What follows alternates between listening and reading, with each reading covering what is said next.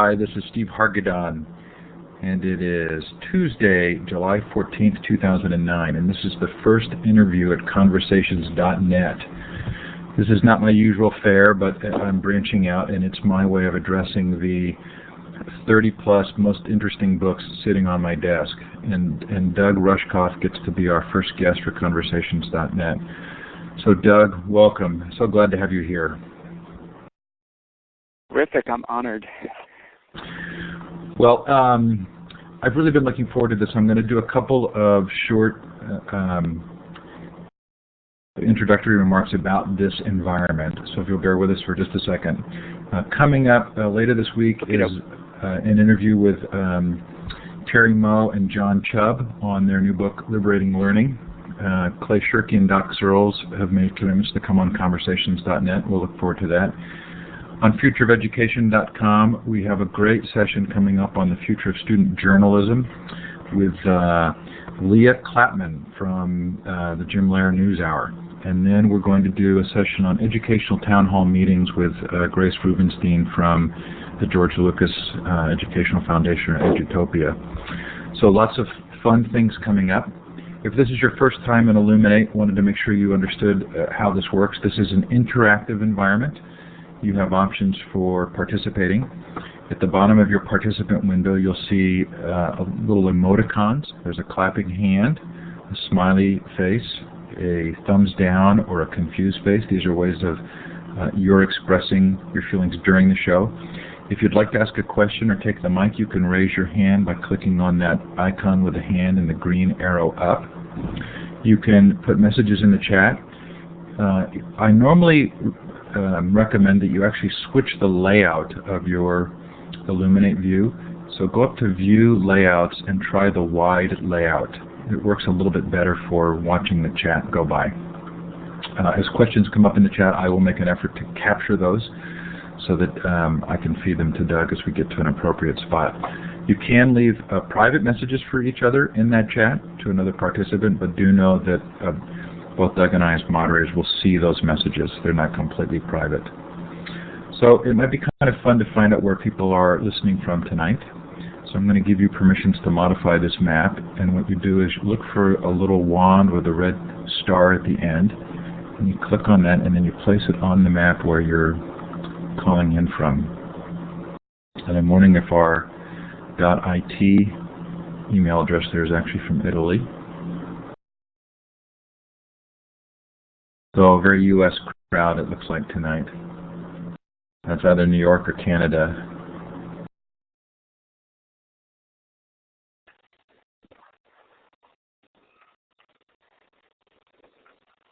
Okay, so I'm going to switch over now. This is fun for me because I've had a really hard time putting your book down, Doug. I thought it might be kind of fun for you to give a brief background of who you are and the work that you've done. And while you're doing that, I'm going to pull up the two web links to the Life Incorporated site and also your Rushkoff.com. So could you tell us a little bit about yourself? Yeah, well, I guess by trade, I'm a media theorist. I've written a bunch of books on media and technology and culture. I came up during the early cyber era and wrote some of the first books on the possibilities of a technologically enhanced network culture to spawn all sorts of decentralized activities and to allow people to engage with one another and trying out new models that weren't based in the all of the institutional structures that we're currently attempting to either serve or exploit human needs. And I guess as I wrote, over the 10 or 15 years I wrote these books, I was kind of dismayed at how quickly the internet became a business story, and started to look at how that happened and why we were so prone to develop things that really mirrored the reality we already had, rather than attempting to create new realities and new structures that might be more beneficial to us as people. And I realized that no matter how, interactive and free-form the Internet was, we were still tending to value cash and money as the dominant currency. That while the Internet was sort of originally created in the gift economy, it ended up becoming really just a way to perpetuate the systems of the old economy. So I thought what I would do, and this was 5 or 6 years ago, was why not start looking at money as a medium? Why not claim money as another medium that a media theorist is allowed to deconstruct and analyze? And what I came to realize was that people really were looking at the money in their pockets as money rather than a kind of money that was developed by certain people with certain biases. And that's what led me to want to write this book, Life Inc. Because what I found out was that centralized currency and corporations were both developed at a very specific moment in history, and not for reasons that we've come to take for granted. We think of these things as developments that were meant to promote business activity and promote the market, when what I found out was that they were really created to prevent the free market from happening, to favor certain kinds of people and certain kinds of investment activity, and to really disfavor other kinds. And what we've ended up living in is a world where pretty much all of our transactions and interactions happen through one corporation or another rather than directly. And I wanted to write a book that kind of called attention to how we've internalized corporate values, how the world that we live in really functions more like a corporation than an ecology, and what we can do about really reclaiming this world for human activity rather than just corporate activity. So I'm really intrigued that you actually kind of came at this from the perspective of the Internet and what was taking place there. I'm not sure I had realized that.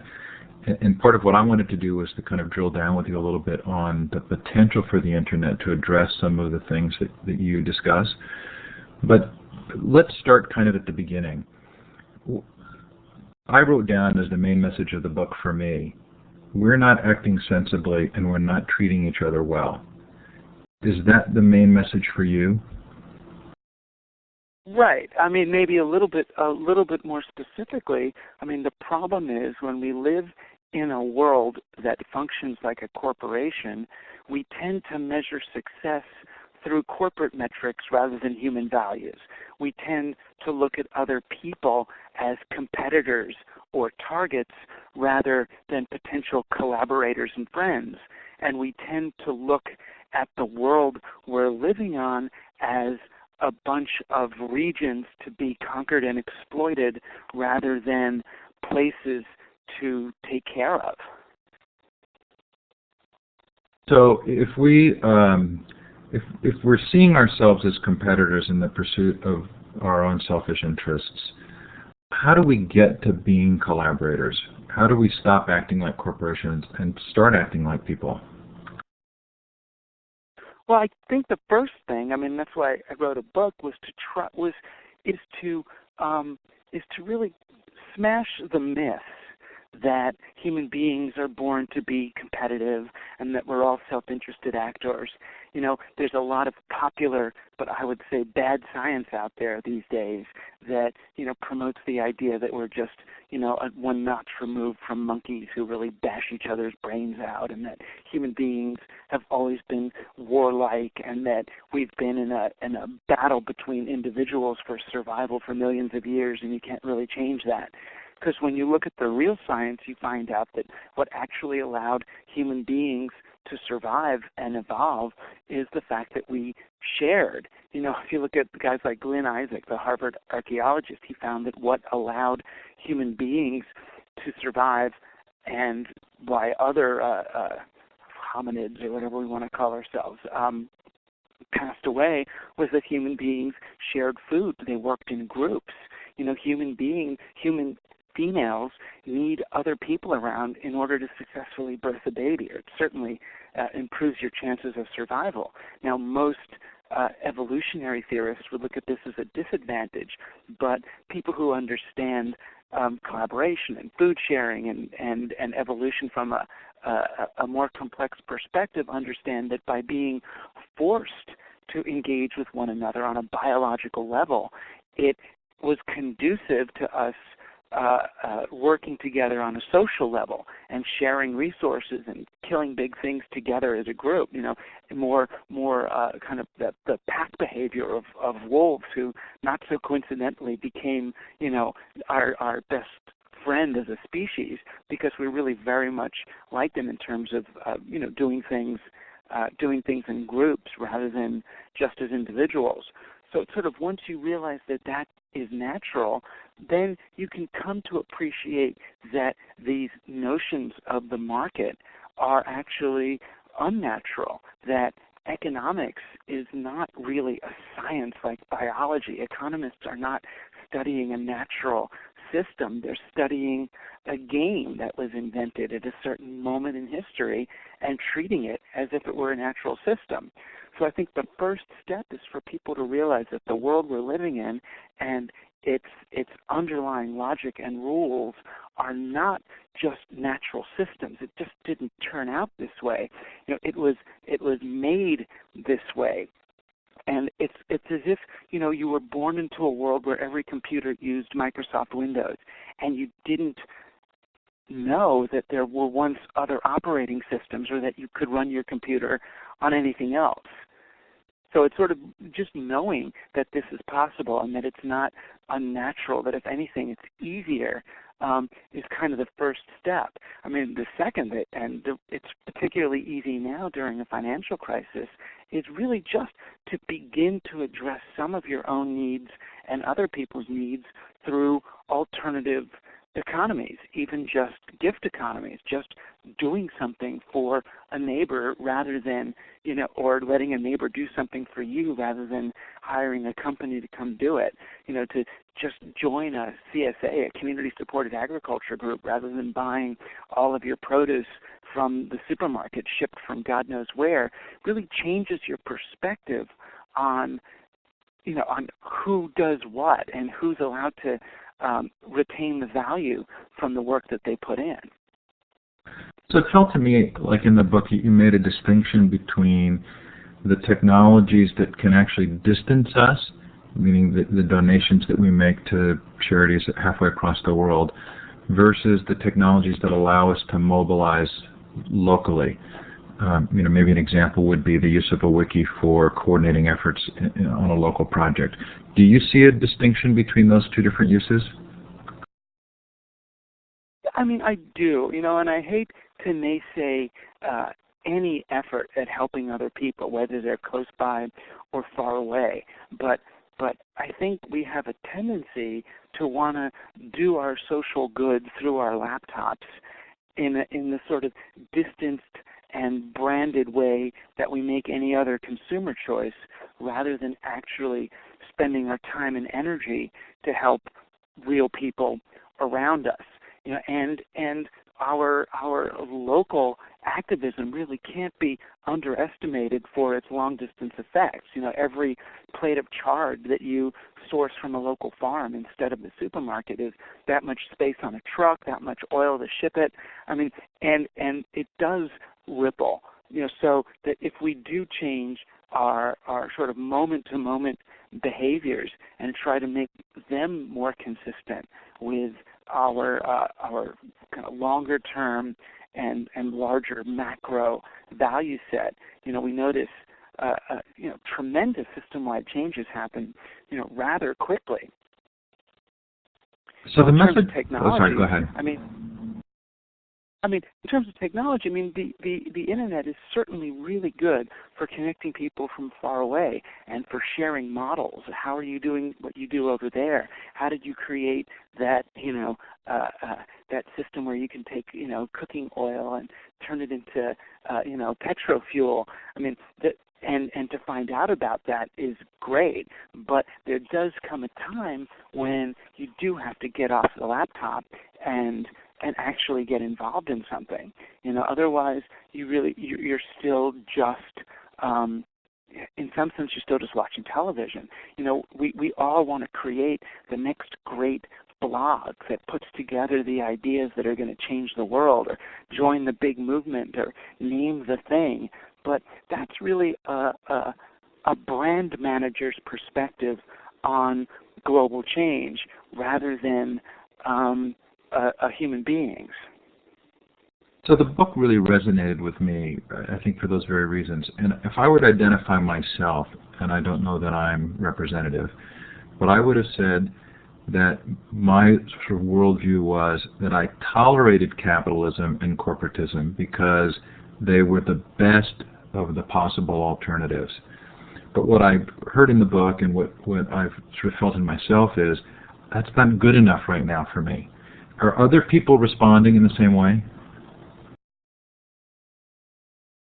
Yeah, I mean, some are. I mean, some people are basically are saying, well, how would we have gotten Facebook and Google and all this great stuff if it wasn't for corporate activity? How would we have gotten America and roads and cars and buildings and all the great stuff that we enjoy?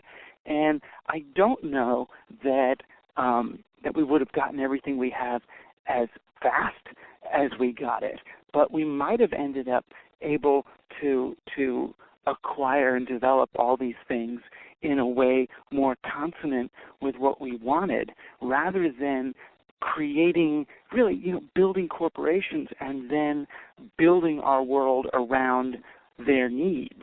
Most of us know by now that the reason why we have to drive to work and that we have to have a car and why we need oil is because our suburbs were developed to promote the sale of automobiles as well as real estate.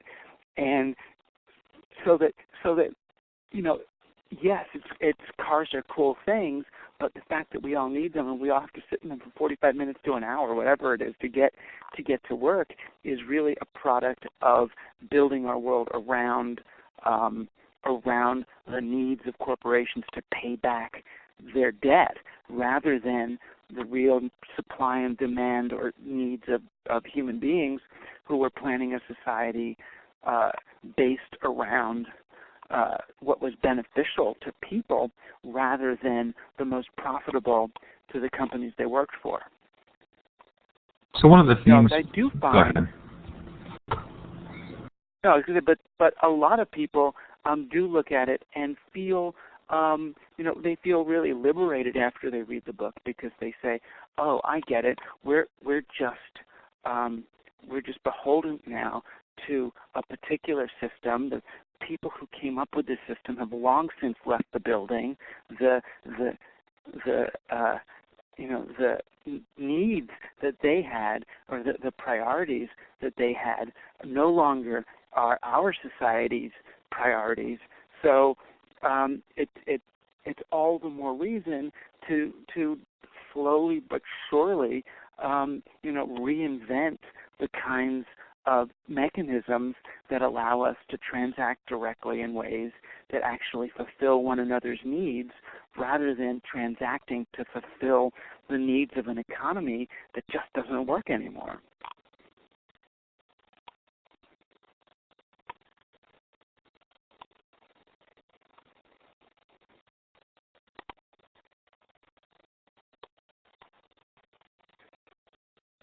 Jet hole.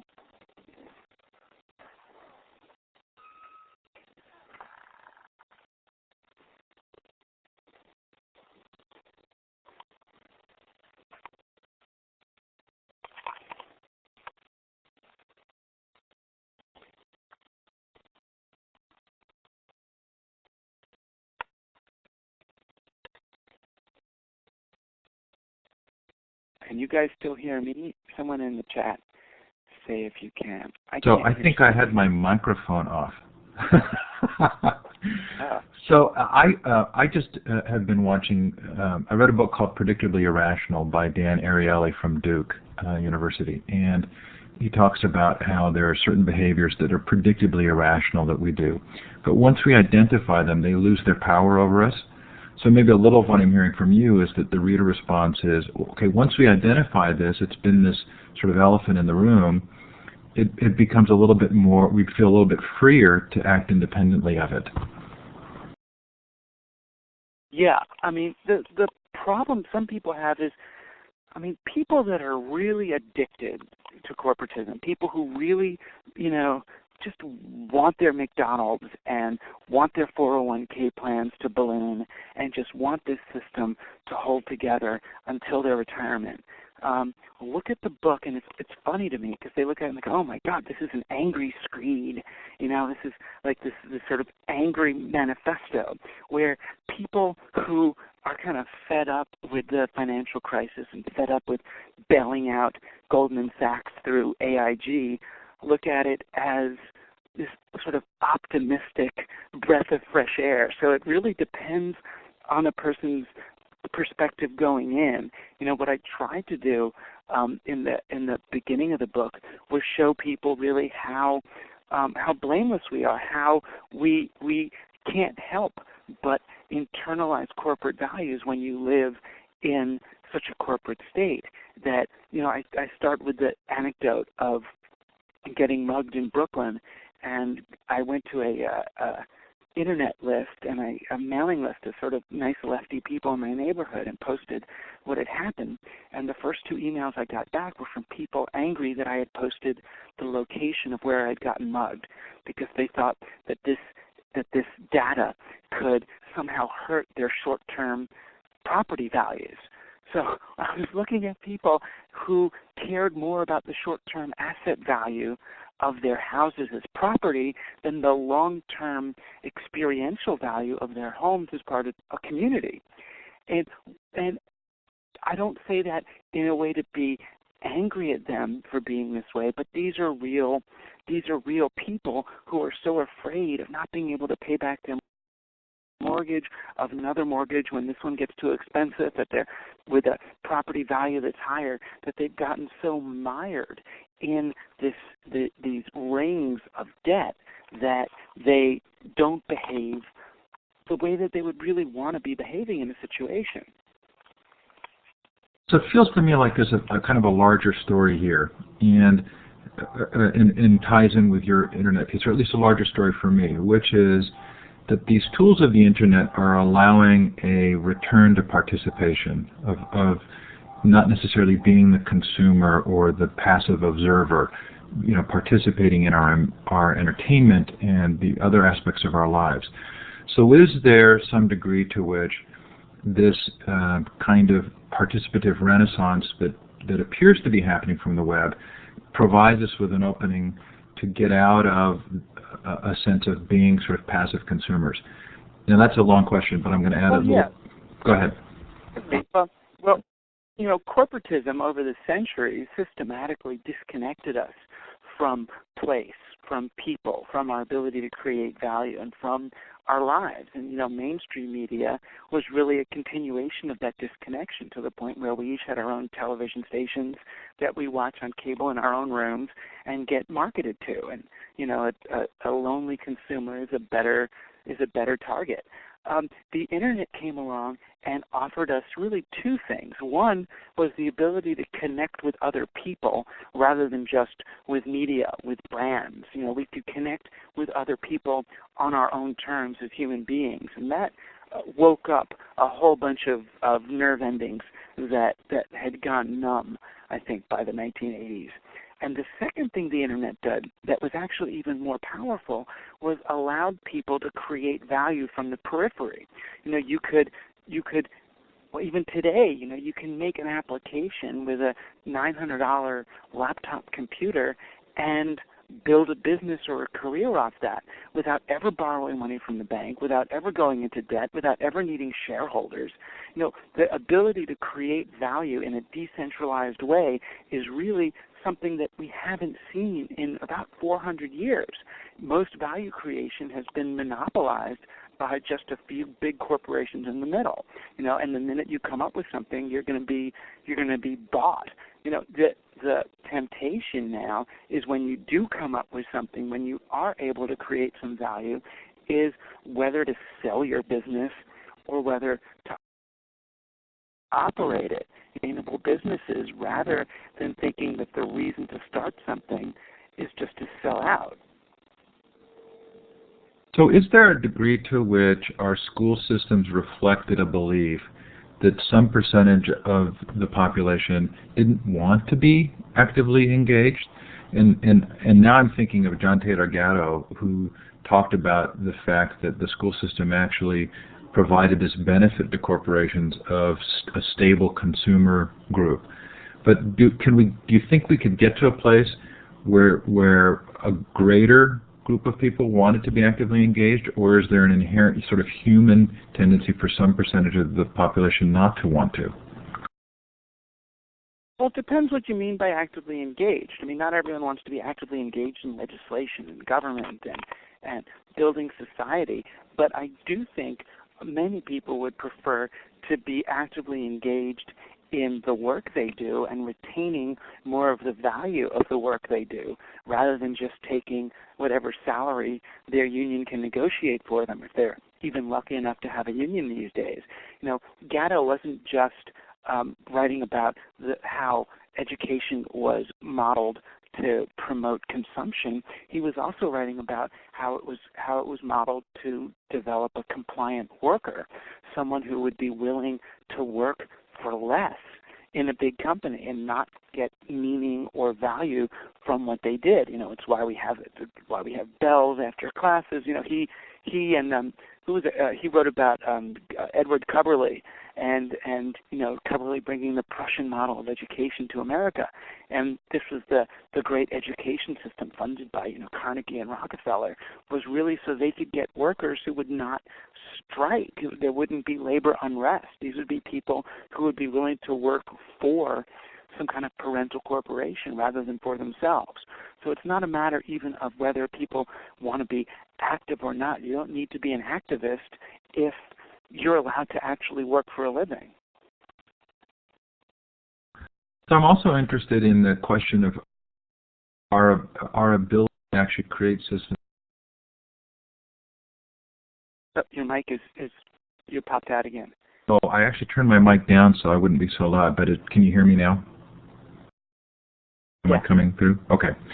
So I'm wondering about things like the stock market, where the daily fluctuations of the stock market create an emotional response that's not really healthy or appropriate in terms of the long-term view. So how do we help self-create systems that allow us to actually keep a better perspective?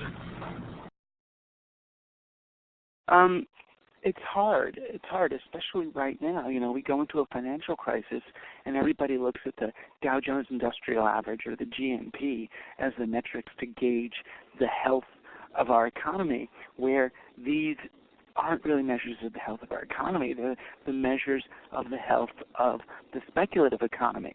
I mean, if everybody on this conversation got cancer tonight, that would be good for the GNP, right? Because more drugs would have to be purchased and more medical procedures would have to be done. So just the fact that we're spending more money doesn't mean, especially in the short term, doesn't mean that our society is healthier. It just means that one of the metrics that we use improperly to gauge our health is going up. Or the Dow Jones Industrial Average. I mean, what is that? You know, what are these companies? The Fortune 500 are not really productive companies anymore. These are just names on debt. When the Dow Jones goes up, it means that the stories of these companies are good enough so that people are willing to lend them more money, and their P&E can go up, the amount of money they're worth, you know, supposedly, or the amount of money they trade for versus what they actually produce. You know, the way to create an alternative to that is to begin to engage in economic activity that occurs outside that sector. Is to do stuff that's is to buy things from people rather than from companies. You know, to create businesses that are scaled to the laws of supply and demand rather than to the debt structure that you've acquired by borrowing so much money, you know, that you have to now expand at a rate that's dictated by the market rather than the real economy. So have you played with the site or bought anything from Etsy.com? Yeah, I've bought from Etsy, and I've used eBay in a way that feels kind of homespun, but and that's definitely a start because you're supporting people who are actually making stuff, at least most of them. I mean, there's also opportunities in the places where people live. I mean, there's a restaurant here called Comfort that wanted to expand, and they couldn't get any money from the bank because the bank wasn't lending to small businesses anymore. They had enough of their own problems. And we all in the community needed this restaurant to expand. We wanted it to be bigger so they'd have more room and more food for us. And what we ended up doing was creating the simplest form of alternative currency, something we called comfort dollars after the restaurant. And what you would do is if you basically gave $100 to the restaurant, you would get back 120 comfort dollars to spend at the restaurant. And this is money we were going to spend anyway because it's the only good restaurant in town, so we're all going there and doing takeout. So here we are. We get a 20% return on our investment, and the owner of the restaurant gets money cheaper than he can get it from the bank, and he can pay it back with his goods and services rather than having to get expensive cash to pay back the bank. So I love that story because of a couple of things. One of which is it brings back your theme of doing something locally. But the other is it seems as though our ability to do some of these things locally is still enhanced by having some of these tools where the internet allows us to organize and create without going through larger organizations to do so. Right, for the most part. I mean, on the one hand, it's true. On the other hand, I made a movie to promote my book, right? So I make the movie on a Sony camera and cut it together on Final Cut on a Mac and upload it through Time Warner's Roadrunner to Google YouTube in order to distribute it to people. Now, luckily, a lot of this stuff is free or relatively at relatively low cost, but there's a whole lot of traditional corporate activity that goes into most of our decentralized non-corporate activity. And I don't mean to say that means that the activity that we're doing is valueless, but that it is still dependent on a functioning set of corporations. So it's not even that we want all corporations to go away. If you want to source a computer or an airplane or PVC tubing or something, sometimes it's good to have a big corporation that knows how to make this stuff and that can get that can supply and source everything that's needed to make these really complex machines and networks. At the same time, we don't necessarily have to do everything through those corporations, and we can use the networks that they've bequeathed us to get involved in highly decentralized and direct transaction with one another. So, I see it as it's kind of a double-edged sword, and there's potentially, especially with new kinds of corporations that are developing around these services, there are ways to collaborate even with them in order to build a more prosperous society. Well, I certainly feel as though the technologies of the internet have baked into them a level of openness that brings out authenticity and honesty. Do you feel like that's true as well, that even the large corporations are being held a little bit more accountable for being more authentic? Yeah, I think large corporations like to see transparency as a strategy, where I think transparency now is it's even more than an obligation. It's just a requirement.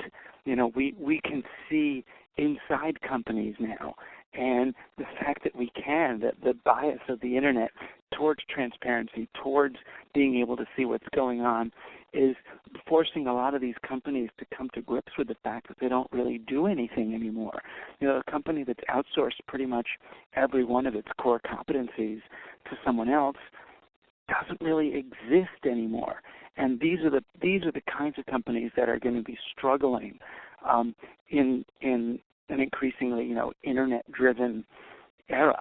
They want to build social networking sites, but they have no one in the company to man them because there's no one home. There's no one who cares about the industry that company's in. So I do think the Internet's going to act a bit like a kind of a truth serum, and it is going to weed out a lot of the players who really don't create any value for us anymore. So I wonder if you'd allow me to try a little experiment. I'm anxious for people to read the book. Can I read the chapter titles and have you give a 20-second description of each chapter? Sure, I'll try. Okay, so we'll skip the introduction, but once removed, the corporate life form. Well, really what I looked at in that chapter was how and when the corporation was developed. And the story I tell is that the corporation was not a natural business phenomenon, but was the invention of really failing feudal lords and early kings who were watching a merchant class rise up beneath them and needed a way to continue making money by doing nothing. These were families that hadn't worked in 500 years. So they created the corporation. Really, they created monopolies for their best friends, and in return, they got to passively invest in these companies. So they created, say, the British East India Trading Company, which could then really take every bit of value that was coming out of the American colonies or out of China, and in return for that privilege, the company had to give the king some money. And the other big thing, well, I guess I'll talk about it later, but the other big thing they invented in that period was centralized currency, which was a way that they could really make money by lending money to people rather than actually doing anything. This is great. Okay, mistaking the map for the territory. Well, what I looked at there was our disconnection from place. How, even just 70 years ago, when a person said home, they weren't referring to the structure in which they lived. Their home was the town that they came from. So what I look at in this chapter are sort of the successive disconnections from place, how place became property, and property became your private family dwelling, and then your private family dwelling became the mortgage, and then how the mortgage became the derivative, and really how, now we operate in these, mortgage-backed securities that are pretty much thrice removed from anything resembling land, and how this changes our relationship to, it really disconnects us from any notion of land as a real thing. Great. The ownership society. Same story? The ownership society is what's the subtitle on that one? Well, I think it's an outgrowth of the previous. It's real estate and the disconnect from home. I think you kind of covered that. I some of that in there. I mean, I talk a lot about the Wealth Expo in that chapter, which is this kind of bizarre gathering that's sponsored by the Learning Annex, where they pay Donald Trump and George Foreman and the guy from Flip This House to come and teach people really how to take advantage of people going into foreclosure. And the funniest thing about going to that convention was that most of the people there learning how to take advantage of people going into foreclosure were people who were in foreclosure themselves. So that was probably for me one of the hardest parts of the book to read, because it did feel sad. Yeah, it is. And the other thing that's said about it is you have not just these charlatans speaking at this event, but Alan Greenspan, spoke by satellite. as if to convey some sense of official authority on these proceedings. And really, what Alan Greenspan's participation in an event like this says to me is that this really is the real estate market, that he's trying to help the economy along the way he knows best, and that is by finding ever more people to fill in the bottom rungs in the pyramid scheme that is real estate in America today. Okay, individually wrapped, public relations and the disconnect from one another. Yeah, well, what I looked at in that chapter was the way the notion of the individual, which was really kind of revived in the Renaissance at the same time as corporatism was invented. This notion of the individual really rose in prominence, after World War II, as we needed to create a society of consumers capable of consuming all the stuff that our corporations were churning out. So in order to fund the industrial age, we needed every person to buy everything, so that instead of having one barbecue pit at the end of the block that everyone can share, we need every single family to buy its own barbecue.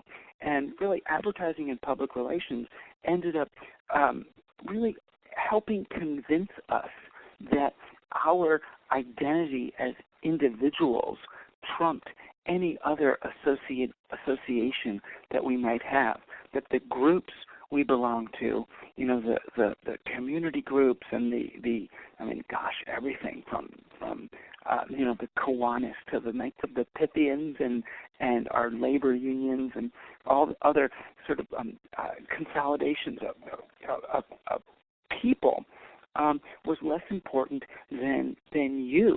You're the one. You matter. You deserve it. Because you're what matters. And that's a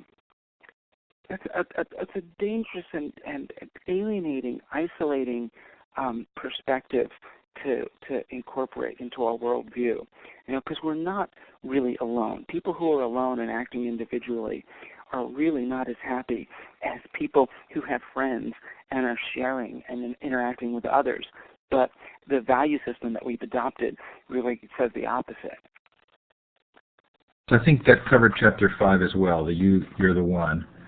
What about to whom credit is due, self-interest and the disconnect from currency? Well, I kind of talked about two things in that chapter. One is what I was talking about before, this false notion that many of our economic theories are based on, the idea of each of us is a kind of a rational individual going after our self-interest in competition with all the other individuals. So I talk about that, and I talk about how currency was really developed to exploit this newfound sense of competition, whereas currency in the late Middle Ages, and even in some cases in the early Renaissance, was something that you kind of worked into existence. Currency in the old days was not something that was meted out by a king or a central bank. It was something you would grow grain on your farm, and you'd bring it to the town, and the grain store would give you a receipt for how much grain you had brought in. 100 pounds of grain, you'd get a 100-pound receipt. And then you can tear up that receipt. You can use different portions of it to buy the things you needed. Give 5 pounds of grain and get some chickens, and give 2 pounds and get some, get some shoes. And it led to an extremely prosperous economy because the amount of money you had was based in the abundance of that year's crop. So you had a very abundant form of currency. So when kings wanted to get rich or stay rich in the face of this growing prosperity, what they did was they made all of that money illegal and forced people instead to use scarce coin of the realm that they could mete out, that they could lend into existence rather than have people earn it into existence. And there was only as much money as they put into the system, which then engendered the competitiveness that we see in our economy today. So the competition of the free market is not really a requirement, but is a game rule that was put in place by making other kinds of transactions illegal. So he must be doing a good job because Peggy George has already downloaded the book to her Kindle. So Chapter 7, From Ecology to Economy, Big Business and the Disconnect from Value. Oh, well, what I was looking at there were really all the bigs, big agri, big pharma, big oil, and that they don't actually do things more efficiently. What they do well is get laws written that favor their operation over the operation of smaller players. So one really recent and Etsy-related example is when the toy industry, outsourced so much of their toy manufacturing to China in order to lower costs. A lot of toys ended up coming back with lead paint in them. And this led to, a huge outcry and, of course, the consumer revolt. And the way we responded to it, the way government responded, was by creating stringent new regulations on any toy that is released to American children. Now, the companies didn't resist this at all. They welcomed it. Why? Because it now costs, $50,000 or $100,000 to test a toy and release it to American children. And what this effectively does is it makes it impossible for anyone but the biggest players to be involved in toy manufacturing. If you've got a business in your garage where you put out, 100 toys a year or even 1,000 toys a year, how are you going to pay $100,000 for each toy that you put out? What if you make one-of-a-kind toys? You can't even test one-of-a-kind toy because in order to test it, they've got to burn it and test it and all that. So the toy is gone. So you can't custom make individual toys for people.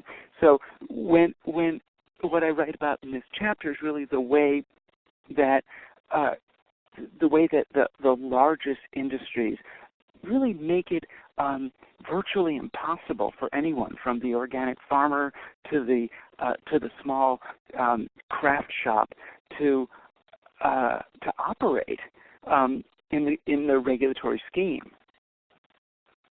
Okay, 2 chapters to go. If there are questions, feel free to put them in the chat. Bill's asking, I think maybe rhetorically, why on earth does it cost so much to test a toy? But let's quickly go through. So no returns, how resistance disconnects us even further. Why it costs so much to test a toy is that if it costs that much to test a toy, then that favors big companies over small, just like it costs, $400 million to test a drug, and that really what that does is it keeps us buying big pharma's drugs rather than discovering, that cayenne pepper, might cure the flu. If cayenne pepper cured the flu, that would be a bad thing for the economy as we currently measure it. But the chapter that you're on now is really what I tried to look at in there is that because of the way we've been trained, if you will, we tend to look to, big centralized answers to the world's problems. And the problem is, donating a bunch of money that then sits in a big pot has an effect of its own. So, take the Gates Foundation. They mean well. Bill Gates wants to take this huge wad of money that he's made and put it towards great things like, malaria and beetle, distress in Africa and great stuff. But the LA Times ended up doing an investigation of where the funds are sitting. And the billions of dollars of the Gates Foundation are being invested in companies involved in the very things that the Gates Foundation is supposedly trying to correct. So it ends up being a very kind of a long-distanced way of and if you will, capitalist or corporatist way of addressing problems, rather than just doing things directly or locally, which is sort of what we're all responsible for. Okay, the final chapter, and the one in which you tell the comfort story, the organic cafe story, is here and now. Yeah, I mean, what I'm trying to do in that chapter is get people to consider a kind of a scaled activism that takes place in the present, so that rather than working towards some great utopian goal where, you know, the ends even might justify some temporarily dastardly means, instead we actually just start doing the things that we need to do to reclaim the world that we're living in. You know, whether it's, you know, supporting your local restaurant or, you know, volunteering your time to a public school in your neighborhood rather than earning more money to send your kid to the private school. You know, how do you get out of the sort of the insulation equation where most of us end up working harder in order to make more money to insulate ourselves from the world we're living in, rather than actually working less and spending more time to just make the world that we're in a better place. So what I'm trying to do in that chapter is really even just get people to feel comfortable accepting favors from other people. I remember when we had our baby, you know, we didn't know how to breastfeed a baby. No one really does, and our moms don't know because they're from the formula era. So what happens is, in where we were, is you hire a lactation consultant to teach you, you know, for money how to breastfeed.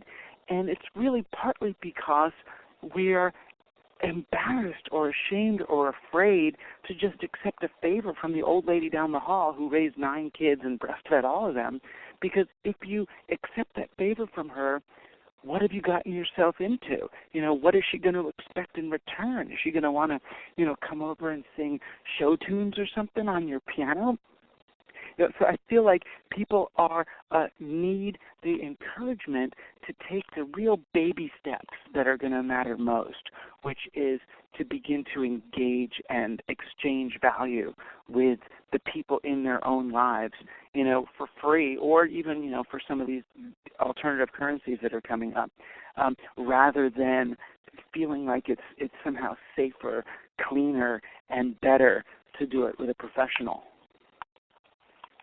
So tell us what you've got coming up. Are you going to be a correspondent for Digital Nation? Did I get that correctly? Yeah, I mean, the PBS is you know, got a bunch of money from Verizon to do what's called the Digital Nation Project, and it's, you know, it's both a website and a documentary that's trying to look at, you know, where are we? I mean, the place I'm coming to it from is, I mean, I, you know, really, you know, cut my chops as a journalist and a writer, explaining the coming digital era to the uninitiated. You know, really preparing a nation of immigrants for their, you know, migration into cyberspace. And now, you know, 20 years later, I feel like I'm among the last generation that knows what it was like before we had a digital nation, you know, and maybe my job now is much more about looking at what values are being taken with us into the digital realm and which ones are being left behind, and do we want to preserve some of them, or some of them need to be taken along that are being forgotten for one reason or another. So I had to smile when you said that it's, you know, a series being sponsored by Verizon, of course, a large corporation. Yeah. And I had a very interesting experience because I interviewed Rachel for the futureoferducation.com interview series. And what was fascinating to me was that when really good producers of content use the web, you know, like a project like Digital Nation, all of a sudden there are hundreds of hours of really high-quality content that are really compelling and interesting to watch. And it's almost as though the individual user contribution is going to have to figure out how to be a part of it when really good producers of content can produce hundreds of hours now. Right. I mean, and it's also a matter of you know, Rachel, who's the producer of the project, and everyone working on it, to really determine what value they can create.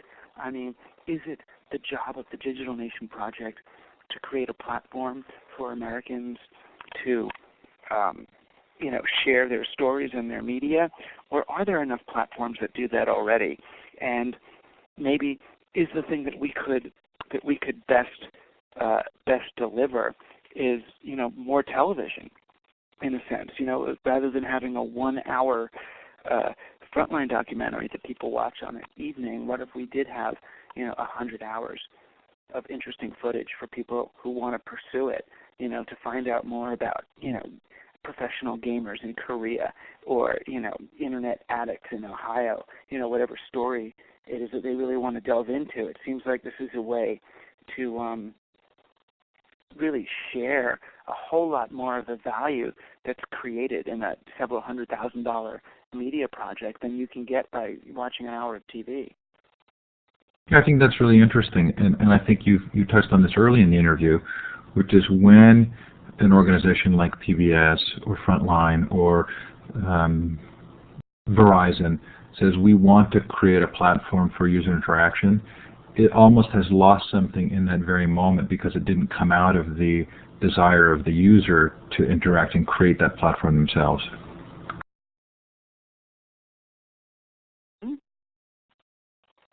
Okay, so a few minutes left for questions. I don't know the first name of C. Zout, and I'm sure I'm not even saying that correctly, but you were saying that Doug had described education reform. Did you want to touch on that at all? I think I knew you agreed. Did either of you want to grab the mic for a minute? It looks like you can see there's right. You can see a little response being formulated there in the chat bubble, which means the typing. Sorry, I haven't figured out how to do that. Well, we've only got a couple of minutes left, but that would be an interesting thing to explore.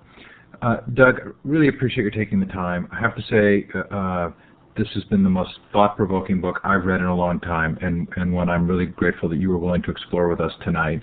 This has been recorded. It'll get posted at conversations.net, and we'll hope that others will have a chance to listen to your description of the book and your thoughts on this.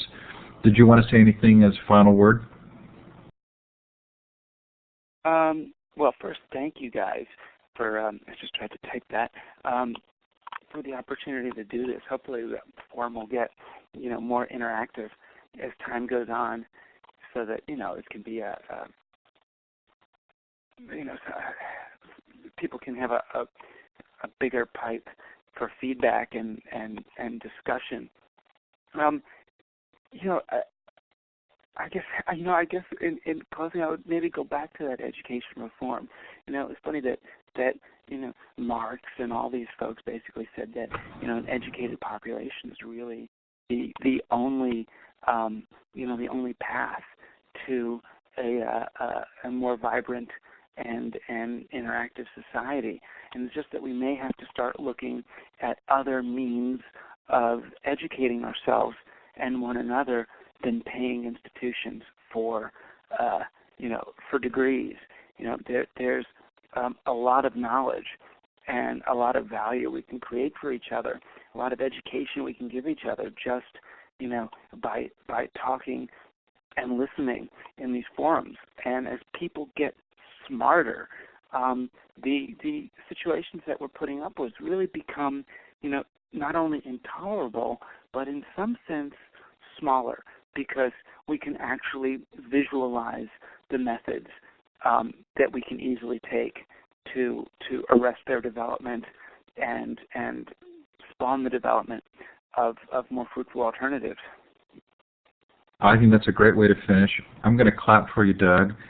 If you want to give Doug a hand, you can do so by clicking on the little clapping hand icon at the bottom of the participant box. There have been a lot of compliments in the chat.